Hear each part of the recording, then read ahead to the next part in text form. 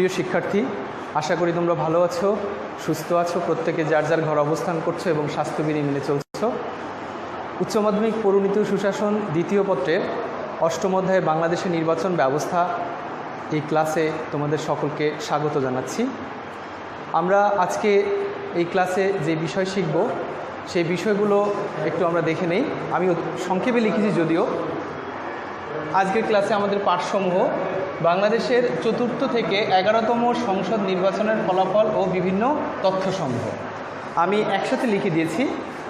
এখানে আমরা নির্বাচন 4 থেকে বাংলাদেশের জাতীয় সংসদ নির্বাচন চতুর্থ থেকে শুরু করে আমরা 11তম সংসদ নির্বাচন পর্যন্ত আজকের ক্লাসে আমরা শেখার চেষ্টা করব। গত ক্লাসে আমি তোমাদের পড়িয়েছিলাম, তোমাদের নিশ্চয়ই মনে আছে, বাংলাদেশের নির্বাচন ব্যবস্থার বৈশিষ্ট্য। আমি তার আগে পড়িয়েছিলাম বাংলাদেশের নির্বাচনের সংজ্ঞা, তারপরে পড়িয়েছিলাম বাংলাদেশের নির্বাচন ব্যবস্থার বৈশিষ্ট্য, এরপরে পড়িয়েছিলাম প্রথম সংসদ নির্বাচন, দ্বিতীয় সংসদ নির্বাচন এবং সবশেষে পড়িয়েছিলাম তৃতীয় জাতীয় সংসদ নির্বাচন। তো আজকে আমরা সঙ্গত কারণেই চতুর্থ জাতীয় সংসদ নির্বাচন দিয়ে শুরু করছি। তো আমরা সময় নষ্ট না করে সরাসরি ক্লাসে চলে যাই। বাংলাদেশের চতুর্থ সংসদ নির্বাচনটি অনুষ্ঠিত হয়েছিল 1988 সালে।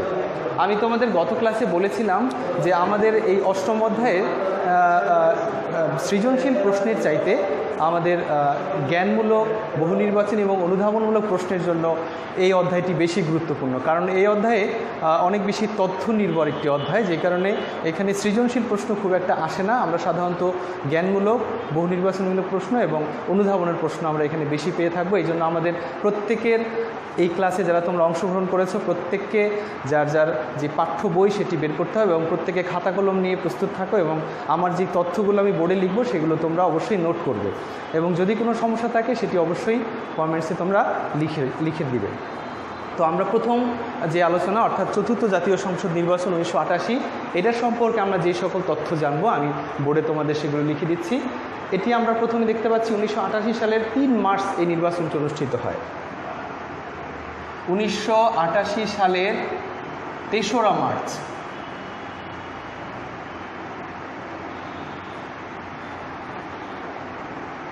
মার্চ অনুষ্ঠিত হয়, অর্থাৎ চতুর্থ সংসদ নির্বাচনটির তারিখ আমাদের তোমাদের লিখে দিলাম 1988 সালের 3রা মার্চ।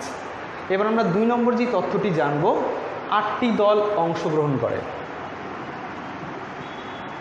8টি দল মানে রাজনৈতিক দল অংশগ্রহণ করে। তারপর আমি 3 নম্বর যে তথ্যটি তোমাদের সামনে উপস্থাপন করছি সেটি হচ্ছে 984 জন প্রার্থী, 984 জন প্রার্থী অংশ নেন এই নির্বাচনে। মোট 984 জন প্রার্থী অংশ নেন চূড়ান্তভাবে। এই নির্বাচনে প্রদত্ত ভোটের সংখ্যা ছিল 52.5%। প্রদত্ত ভোট 52.5%, শতকরা 52.5% মানুষ এই নির্বাচনে তাদের ভোটাধিকার প্রয়োগ করেন। এবার আমরা যে তথ্যটি জানব, জাতীয় পার্টি 251টি আসন লাভ করে বিজয়ী হয়। বাংলাদেশের একটি অন্যতম বড় রাজনৈতিক দল জাতীয় পার্টি, জেনারেল হোসেন মোহাম্মদ এরশাদ যে দলের প্রধান ছিলেন, তো তার দল অর্থাৎ জাতীয় পার্টি 251টি আসন পেয়ে বিজয়ী হয়। আমরা বিজয়ী দলের নামও জানলাম এবং তাদের যে প্রাপ্ত আসন সংখ্যা সেটিও আমরা জানলাম। 251টি আসন তারা লাভ করেছিল। তোমরা জানো বাংলাদেশের জাতীয় সংসদ নির্বাচনে 151টি আসন লাভ করলেই সেই দল ক্ষমতায় এককভাবে যেতে পারে। তো সেই ক্ষেত্রে আমরা দেখতে পাচ্ছি যে এখানে অনেক বেশি আসন পেয়েছিল। এবার আমরা যে তথ্যটি জানছি, এই নির্বাচনে আওয়ামী লীগ ও বিএনপি অংশগ্রহণ করেনি। এখানে আওয়ামী লীগ ও বিএনপি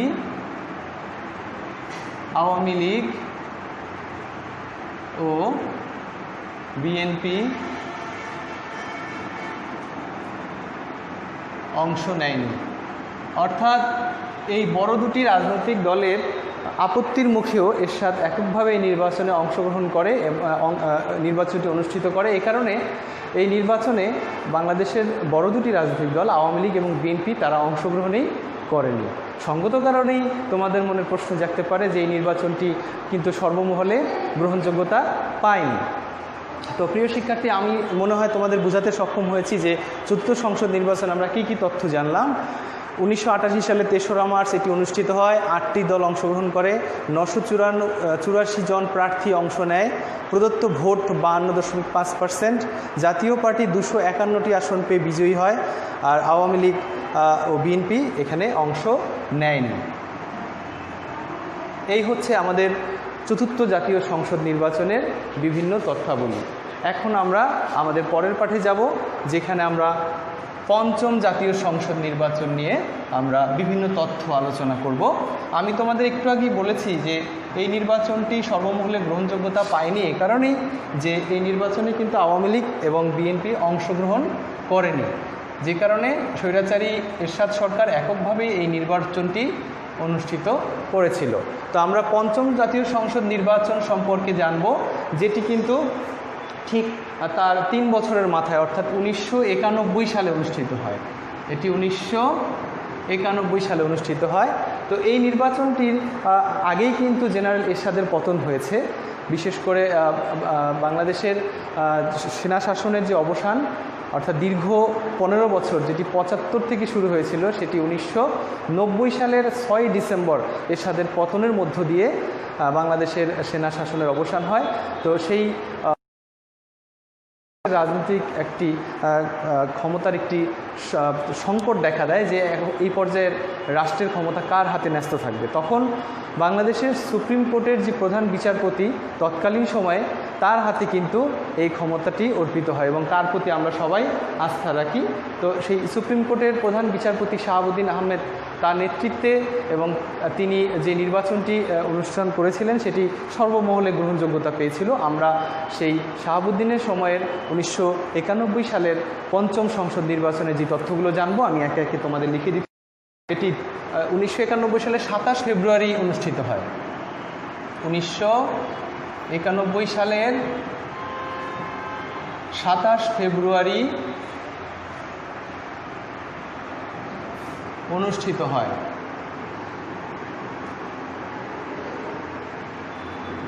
এই নির্বাচনটি 1991 সালে 27 ফেব্রুয়ারি অনুষ্ঠিত হয় এবং উনি শাহাবুদ্দিন আহমেদ খুব দ্রুততম সময়ের মধ্যেই কিন্তু এই নির্বাচনটি আয়োজন করেন। এখানে 76টি রাজনৈতিক দল অংশগ্রহণ করে। 2 নম্বর তথ্য, 76টি দল অংশ নেয়। আমি সংক্ষেপে লিখছি, তোমরা অবশ্যই বুঝতে পারছো। তারপরে আমি 3 নম্বর যে তথ্যটি তোমাদের সামনে উপস্থাপন করছি, 2774 জন প্রার্থী, 2774 জন প্রার্থী অংশ নেয়। অর্থাৎ এই নির্বাচনে বিপুল সংখ্যক প্রার্থী অংশগ্রহণ করে, সেটি আমরা দেখতে পাচ্ছি 2774 জন প্রার্থী। এটি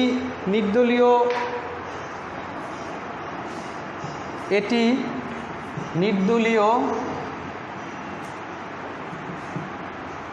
সরকারের অধীনে প্রথম নির্বাচন। অর্থাৎ বাংলাদেশের এর আগে যতগুলো নির্বাচন হয়েছে সেগুলো কোনো না কোনো রাজনৈতিক দলের তত্ত্বাবধানে হয়েছে বা তাদের নিয়ন্ত্রণে হয়েছে, কিন্তু আমরা দেখলাম যে পঞ্চম জাতীয় সংসদ নির্বাচনটি একটি নির্দলীয়, অর্থাৎ এখানে কোনো রাজনৈতিক দল তখন ক্ষমতায় ছিল না। সুপ্রিম কোর্টের প্রধান বিচারপতি নেতৃত্বে তার তত্ত্বাবধানে এই নির্বাচনটি অনুষ্ঠিত হয়। আমরা এবার 5 নম্বর তথ্য, আমি কি লিখি 4 নম্বরে, এটি নির্দলীয় সরকারের অধীনে প্রথম নির্বাচন বাংলাদেশে। আমি তত্ত্বাবধায়ক সরকারের কথা বলি নাই, বলেছি নির্দলীয় সরকার। তত্ত্বাবধায়ক সরকার আরও পরবর্তীতে আসবে। তো এরপরের তথ্যটি, বিএনপি 142টি আসন লাভ করে বিজয়ী হয়। বিএনপি এই নির্বাচনে 142টি আসন পেয়ে বিজয়ী হয়।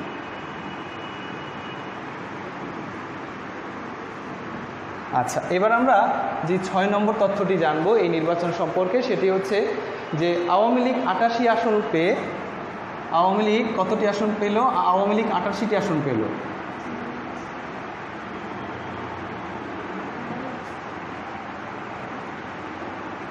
আসন পেয়ে দ্বিতীয় স্থান লাভ করে এবং দ্বিতীয় স্থান লাভকারী দল কিন্তু তোমরা জানো যে বিরোধী দলের ভূমিকা অবতীর্ণ হয়।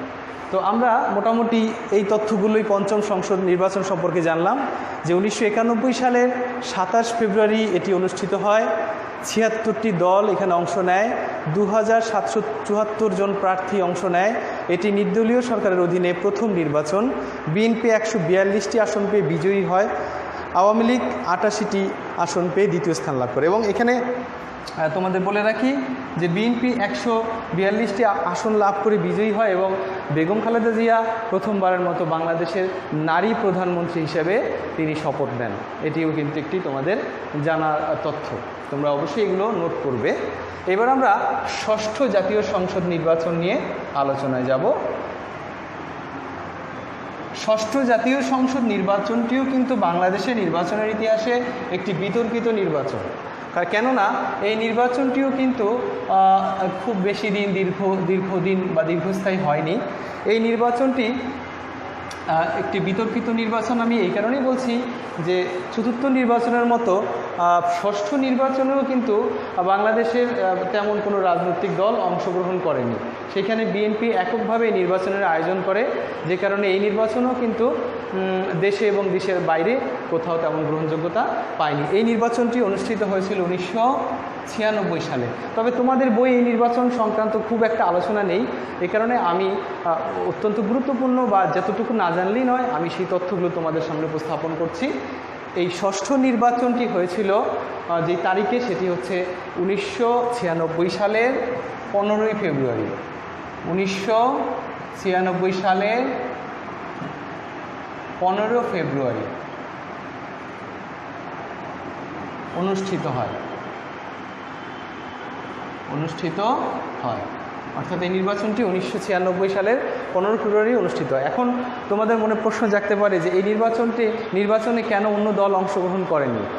বিষয়টি হচ্ছে যে এই ষষ্ঠ নির্বাচনের আগে বাংলাদেশে দুটি উপনির্বাচনে, বিশেষ করে ঢাকা এবং মাগুরাতে দুটি উপনির্বাচন হয়েছিল। উপনির্বাচন মানে তোমরা বুঝো, কোনো প্রার্থীর মেয়াদ শেষ হওয়ার আগে তিনি যদি মৃত্যুবরণ করেন অথবা তিনি যদি পদত্যাগ করেন অথবা তাকে যদি তার দল থেকে সাসপেন্ড করা হয়, তাহলে পরবর্তীতে যে নির্বাচন হয় তাকে বলা হয় উপনির্বাচন। সেই দুটি উপনির্বাচনে বিএনপির প্রার্থীকে মানে ভোট চুরি করে বা নির্বাচনে কারচুপি করে বিজয়ী করার যে একটি অভিযোগ সেটি উত্থাপিত হয়, যে কারণে এই নির্বাচনে পরবর্তীতে সংসদ নির্বাচনে এই দলগুলো, বিশেষ করে আওয়ামী লীগ, জাতীয় পার্টি, জামাত ইসলাম, তারা একটা দাবি তোলে যে যেই সরকারের অধীনে বা যেই দলের অধীনে দুটি উপনির্বাচন নিরাপদ নয়, সেই সরকারের অধীনে আমরা সংসদ নির্বাচনে যাব না। সঙ্গত কারণে তারা দাবি তোলেন যে বাংলাদেশে নির্দলীয় সরকার ব্যবস্থা বা তত্ত্বাবধায়ক সরকার ব্যবস্থা চালু করে সংসদ নির্বাচন দিতে হবে। কিন্তু তখনকার বিএনপি সরকার তাদের সেই দাবি উপেক্ষা করেই কিন্তু এই ষষ্ঠ নির্বাচনটি 15 তারিখে তারা দিয়েছিল। এই নির্বাচনের দ্বিতীয় যে তথ্যটি আমরা সেটি জানব, বিএনপি ছাড়া আর কোনো দল অংশগ্রহণ করেনি।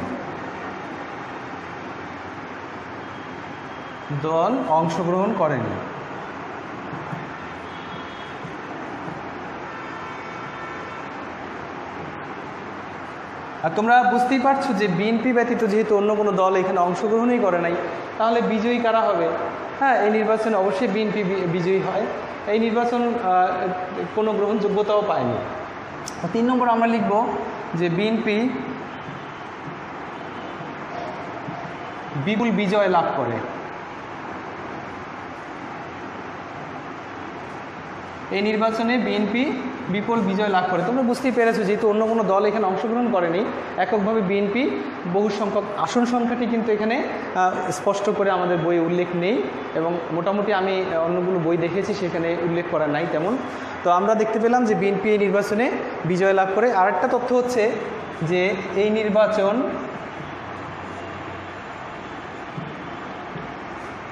সর্বমহলে গ্রহণযোগ্যতা গ্রহণযোগ্যতা হারায়। অর্থাৎ এই নির্বাচনটি যেহেতু একটি দল মূলত তাদের নিয়ন্ত্রণে করেছে, যে কারণে কোনো মহলেই কিন্তু এই নির্বাচনের ফলাফলকে মেনে নিতে পারেনি, সে দেশে হোক বা দেশের বাইরে হোক। তো প্রিয় শিক্ষার্থী, এই হচ্ছে আমাদের ষষ্ঠ জাতীয় সংসদ নির্বাচন সম্পর্কে বিভিন্ন তথ্য। আমি আগেই বলেছি নির্বাচনটি বিতর্কিত, যে কারণে এখানে তথ্য আরেকটি তথ্য তোমাদের বলে দিচ্ছি, যেটি 5 নম্বরে, যে মাত্র 11 দিন স্থায়ী ছিল। অর্থাৎ এই নির্বাচনের ফলাফলের পরে সরকার গঠিত হওয়ার পরে মাত্র 11 দিন স্থায়ী ছিল এই সরকার। তোমরা বুঝতেই পেরেছো তখন বাংলাদেশের রাজনৈতিক অঙ্গন কত বেশি উত্তপ্ত ছিল, আন্দোলন সংগ্রাম মাঠে রাজপথে তখন চলছিল। এবং তোমরা শুনে অবাক হবা যে তখন আওয়ামী লীগ এবং জামাত ইসলাম আর জাতীয় পার্টি সবাই একসাথে হয়ে কিন্তু আন্দোলন করেছিল। যে এই বিষয়টি এখনও বিভিন্ন টক শোতে তোমরা দেখতে পাও, যে বিএনপি যারা সমর্থিত তারা কিন্তু বলেন যে আমরা জামাত ইসলামের সাথে জোট করলে তোমরা দোষ মনে করো, কিন্তু তোমরাও তো আওয়ামী লীগ, তোমরাও তো একসময় জোট করে আমাদেরকে পতন ঘটানোর জন্য তোমরা চেষ্টা করেছো, তখন কি তোমাদের দোষ হয়নি? এটি কিন্তু বাস্তবতা, যে বাংলাদেশের রাজনীতি কেন, পৃথিবীর কোনো রাজনীতিতেই স্থায়ী বন্ধু বা স্থায়ী শত্রু বলতে কেউ নেই। সকালে যারা বন্ধু, বিকেলে তারা কিন্তু শত্রু হয়ে যেতে পারে। এটি হচ্ছে রাজনীতির মাঠ এবং তার চিত্র। তো এখন আমরা সপ্তম সংসদ নির্বাচনে চলে যাচ্ছি। এটিও কিন্তু 1996। তোমাদের এটিও একটি তথ্য যে বাংলাদেশে একটি সাল আছে যেই সালে 2টি নির্বাচন অনুষ্ঠিত হয়েছিল, সেই সালটি হচ্ছে 1996। একটু আগে আমরা 15ই ফেব্রুয়ারি জেনেছি, এখন আমরা জানব প্রথম যে তথ্যটি, যে এই নির্বাচনে 12ই জুন নির্বাচনটি অনুষ্ঠিত হয়েছে। হ্যাঁ, আমি তারিখটা আগে লিখে নিই। 1 নম্বর যে তথ্যটি, 1996 সালের 12 জুন অনুষ্ঠিত হয়। এই তারিখটা আমি লিখলাম, তার আগে একটু আমি ফিরে যাই। তোমাদের একটু আগে আমি বলেছি যে বিভিন্ন দল মিলে বিএনপির বিরুদ্ধে আন্দোলন করেছিল। কেন? যে নির্দলীয় নিরপেক্ষ তত্ত্বাবধায়ক সরকার ব্যবস্থা চালু করে তবেই বাংলাদেশে নির্বাচন দিতে হবে। সেই দাবি কিন্তু অবশেষে পূরণ হলো এবং বাংলাদেশের সংবিধানের 13 বা 13তম সংশোধনী এনে তত্ত্বাবধায়ক সরকার ব্যবস্থা চালু করে বাংলাদেশে কিন্তু এই সপ্তম সংসদ নির্বাচনটি অনুষ্ঠিত হয়েছিল। তো সঙ্গত কারণেই এই নির্বাচনটি কিন্তু অত্যন্ত আলোচিত এবং বলা হয় যে বাংলাদেশের ইতিহাসে যতগুলো নির্বাচন হয়েছে তার মধ্যে সবচেয়ে গ্রহণযোগ্য এবং নিরপেক্ষ নির্বাচন হচ্ছে সপ্তম জাতীয় সংসদ নির্বাচন। এবং এটির ফলাফলেও তোমরা কিন্তু তার একটা চিত্র দেখতে পাবে যে কত হাড্ডাহাড্ডি লড়াই হয়েছিল আওয়ামী লীগ এবং বিএনপির মধ্যে। আমরা যে দ্বিতীয় তথ্যটি জানবো এই নির্বাচন সম্পর্কে, সেটি হচ্ছে 81টি দল অংশ নেয়। কতটি দল? 81টি দল। অর্থাৎ এই নির্বাচনে বাংলাদেশের 81টি রাজনৈতিক দল অংশগ্রহণ করে। আমি সংক্ষেপে লিখলাম। তারপরে আমরা যে তথ্যটি জানব সেটি হচ্ছে তত্ত্বাবধায়ক সরকারের অধীনে প্রথম নির্বাচন। এটি হচ্ছে কি তত্ত্বাবধায়ক সরকারের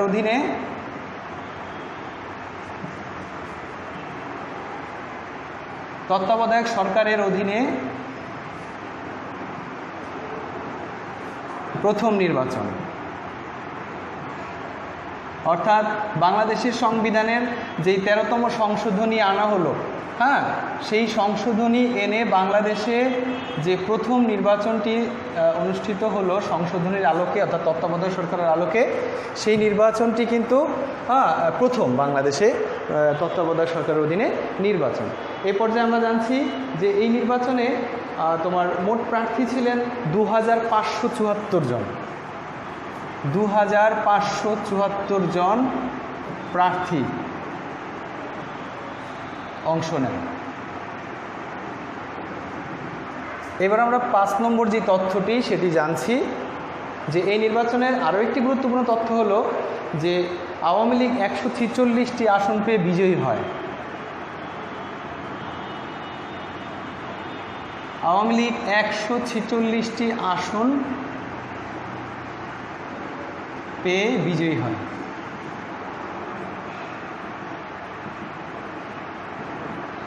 আর 6 নম্বর যে তথ্যটি আমরা লিখব সেটি হচ্ছে যে বিএনপি 116টি আসন পেয়ে বিজয়ী হয়। বিএনপি 116টি আসন পেয়ে বিজয়ী না, দ্বিতীয় স্থান লাভ করে, আমি দুঃখিত, আসন পেয়ে দ্বিতীয় স্থান লাভ করে। অর্থাৎ তোমরা দেখতে পাচ্ছ যে আওয়ামী লীগ পেয়েছে 146টি আসন, বিএনপি পেয়েছে 116টি আসন। বাংলাদেশের ইতিহাসে এটি একটি রেকর্ড যে প্রথম সারি বা প্রথম এবং দ্বিতীয় স্থান লাভকারী দুটি দল 100-র উপরে আসন পেয়েছে। এটি রেকর্ড বা এই চিত্র বা এই তথ্য কিন্তু বিরল, এবং এই সপ্তম সংসদ নির্বাচনেই সেটি হয়েছে। অর্থাৎ আওয়ামী লীগ পেয়েছে 146টি আসন, বিএনপি পেয়েছে 116টি আসন।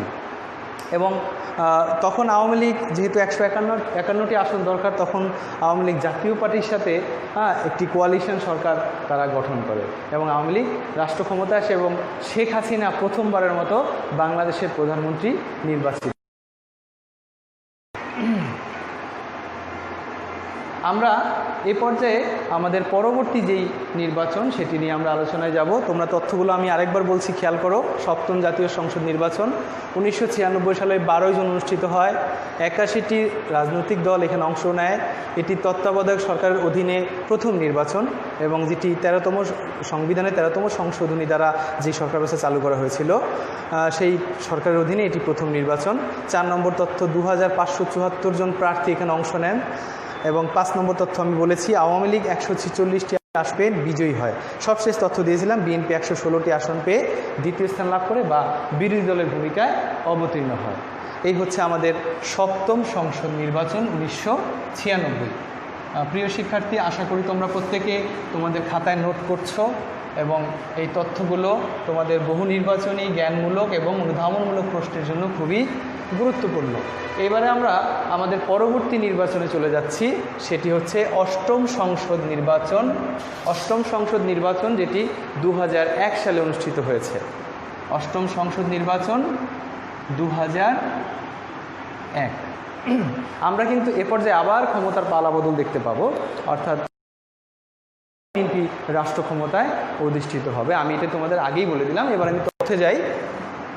এই নির্বাচনটি যে তারিখে অনুষ্ঠিত হয়েছিল, আমি সেই তারিখটি তোমাদের সামনে প্রথম উপস্থাপন করছি। 29 ডিসেম্বর 2001 সালের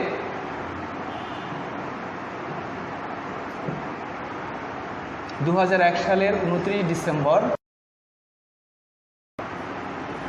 অনুষ্ঠিত হয়। অর্থাৎ এই অষ্টম সংসদ নির্বাচনটি 2001 সালের 29 ডিসেম্বর অনুষ্ঠিত হয়। এ পর্যায়ে আমি পরবর্তী যে তথ্যটি তোমাদের সামনে লিখব, এখানে 1597 জন প্রার্থী অংশ নেয়।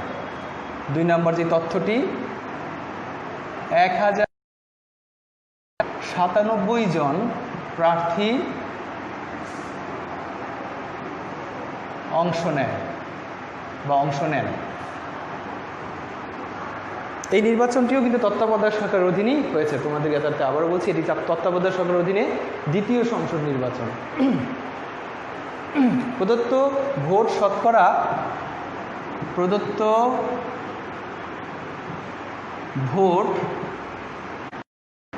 এখানে তাদের ভোটারের উপস্থিতি যেটা বা প্রদত্ত ভোটের সংখ্যা 87.16% বা 16%।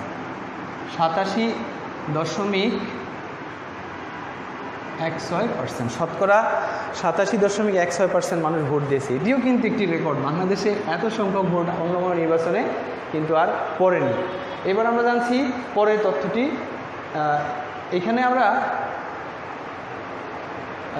আমি একটু তথ্যটা একটু ভুল হয়েছে, এটা শতকরা হবে 74%। দুঃখিত আমি, এটি হবে 74%। এ পর্যায়ে আমরা যে তথ্যটি লিখছি সেটি হচ্ছে বিএনপি 193টি আসন লাভ করে। 4 নম্বর যে তথ্য আমি বলেছিলাম যে ক্ষমতার পালাবদল হচ্ছে, বিএনপি 193টি আসন লাভ করে।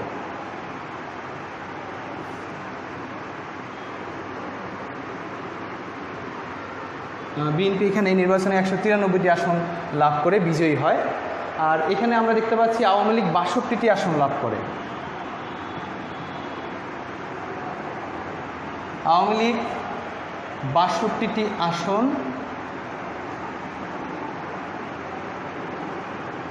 লাভ করে এবং দ্বিতীয় স্থান পায় বা বিরোধী দলের ভূমিকা অবতীর্ণ হয়। মনে রাখবা 193টি বিএনপি আর আওয়ামী লীগ 62টি আসন এই নির্বাচনে লাভ করে। এই নির্বাচনের আরেকটি তথ্য হচ্ছে যে বিএনপি 4 দলীয় জোট গঠন করে, তাই না? বিএনপি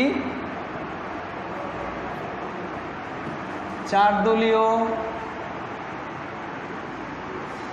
জোট গঠন করে মোট 216টি আসন লাভ করে। অর্থাৎ জোটের রাজনীতি যদিও বাংলাদেশে বহু পুরাতন, কিন্তু সাম্প্রতিক সময়ে জোটের রাজনীতি শুরু করে কিন্তু বিএনপি, যেটি আমরা 8ম সংসদ নির্বাচনে দেখেছি, যেখানে বিএনপি সহ মোট 4টি দল তারা একত্রিত হয়ে তারা প্রার্থী দেয় এবং এই জোট মোট বিএনপি যদি 193টি আসন পেয়েছিল, কিন্তু জোটের ভিত্তিতে বা জোটের যত দল ছিল শরিক দল, তাদের মোট আসন সংখ্যা ছিল একত্রে 216টি। তো প্রিয় শিক্ষার্থী, আমি যদিও এখানে লিখেছি যে বাংলাদেশের 4র্থ থেকে 11তম সংসদ নির্বাচনের ফলাফল ও তথ্য আমরা পর্যন্তই শেষ করতে বাধ্য হলাম, তাহলে আমরা এখানে 8ম লিখে দিলাম, কারণ আমাদের আজকের ক্লাস এখানে শেষ করতে হবে। তো আমরা তথ্যগুলো একটু আবার জেনে নিই 8ম সংসদ সম্পর্কে। 2001 সালের 29 ডিসেম্বর এই নির্বাচনটি অনুষ্ঠিত হয়। আমরা প্রথমে যে তথ্যটি জানলাম, তারপর আমরা দেখলাম এখানে 1933 জন হবে, 1933 জন প্রার্থী।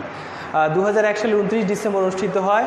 এখানে 1933 জন প্রার্থী এই নির্বাচনে অংশগ্রহণ করে।